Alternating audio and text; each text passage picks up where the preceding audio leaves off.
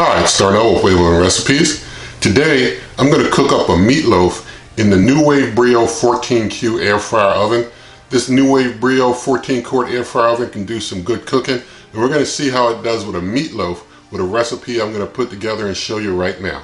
Alright, so I've got quite a few ingredients for this meatloaf to go over, and this is basically the way I do a meatloaf. It's, maybe a little different in some ways from how you might do one, but you might want to try some of this method yourself. So what I have here first, I've got some ground beef sirloin, basically 90% fat, 10% lean. You can use one that has more fat if you choose, or whatever mix you desire. But it's basically 2 1/4 pounds of beef here, ground beef. I've got 1 large egg. I've got 1 cup of milk. You can use like regular whole milk. I use unsweetened vanilla almond milk. I've got 1 cup of oatmeal, just plain oatmeal. I use that as a binder instead of like breadcrumbs or anything like that. I use oatmeal. I've got 1 ounce of sugar. I've got 1 ounce of this Carolina barbecue sauce. This is a mustard style barbecue sauce, mustard base. I've got some hickory smoked sea salt. I'm going to be using some ground freshly cracked black pepper. That'll all be in the mix of the meatloaf itself. But how do I keep this meatloaf moist in an air fryer oven while it's cooking in an air fryer oven? I'm going to be using some beef broth. I'm going to be spraying it, basically using a sprayer bottle about every 20 minutes or so while it's cooking. I'm going to be spraying. I'll just open up like every 20 minutes, spray some beef broth over the meatloaf to keep it moist during the cook. But what I'm going to do now, I'm just going to get all these ingredients that are getting mixed up into the meatloaf into this bowl here.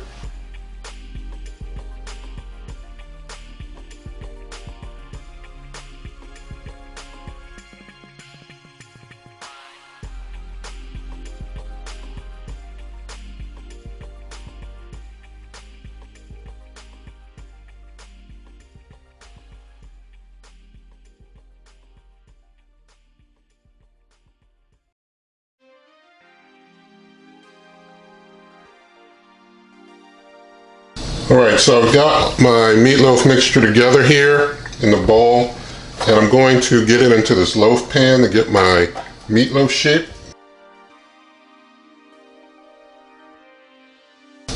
Okay, now that I have my meatloaf shaped in my loaf pan, I'm just going to flip it onto the mesh tray here. There it goes. Sorry about that. There it goes onto the mesh tray. Now I'm going to take that mesh tray as is, not putting any foil on or anything underneath. Slide it right in there on the lowest of the tray holders, or the mesh tray lowest mesh tray holder here. Getting the meat probe deep into my meat, making sure it's. Well, I'm gonna come at it from the side. I don't want that probe sticking out. So I got my probe in there deep in my meat.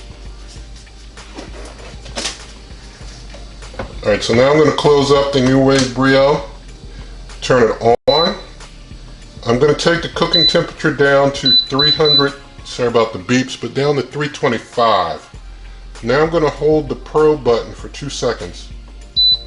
And now the probe function is invoked. I am going to cook to the 160 degrees Fahrenheit. You cook to the temperature of your desiring. It defaults to 160, and that's exactly where I like my meatloaf cooked to. So I'm going to go ahead and hit start, and like I said, every 20 minutes I will just open up and spritz it with some of that beef broth to keep things moist. So I'm going to hit start, and you see the meat is 51 degrees right now. I'll bring you back later. Alright, 20 minutes have passed. Meat temperature's up to 86 degrees Fahrenheit. I'm just going to open up and start spritzing. I'm going to try not to move the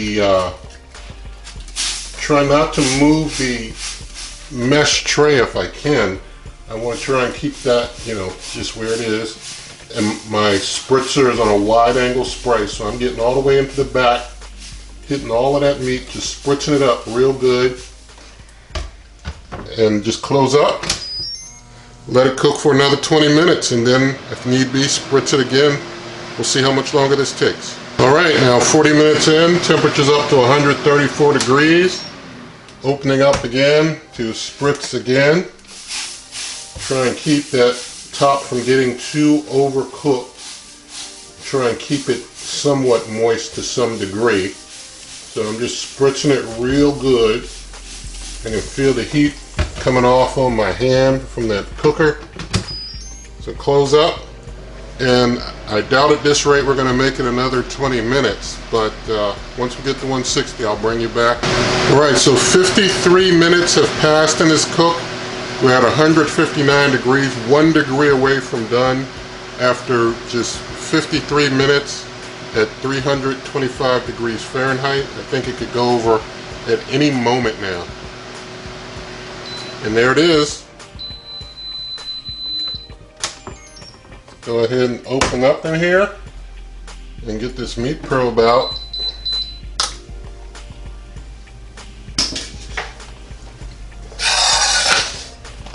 Alright, so I'm going to try and carefully get my meatloaf out of here.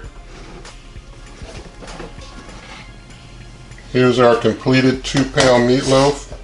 It did get some charring on the top side of it a little bit, but I do believe that the beef broth has probably helped it to stay much more moist than it would have without it.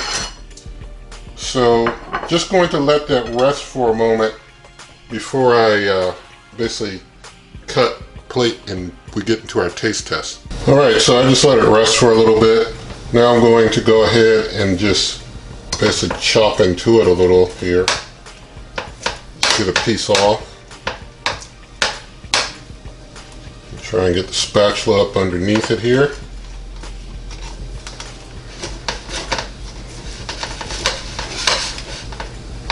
Alright, so here's our meatloaf from the air fryer oven.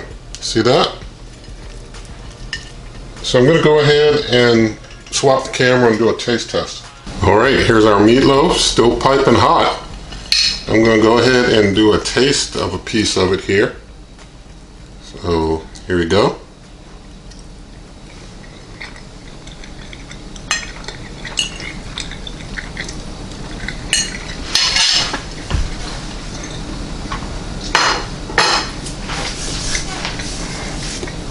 It's an excellent tasting meatloaf. There's a little, you see the char on top, but when you bite into it, it's not like you bite into a crunch or any type of like crunchy top. It's not like that. It's moist. The spritzing kept things moist, and it's a moist bite. So it turned out well. I know I could have preheated if I wanted to. I wanted to just put it in there and see how it goes, and it went well. I don't, you know, if I do another one, I don't think I'm going to necessarily take time to preheat when I can just put it right in there and keep spritzing, and things are moist and it's a moist bite. So it turned out pretty good, and I like it. I'm going to definitely, once this camera goes off, have more of it. So definitely looking forward to your comments. You can find this, other recipes, heating instructions at superwaveovenrecipes.com. I'm on Twitter and Instagram at waveovenrecipes. You can always come to this YouTube channel by going to waveovenrecipes.com.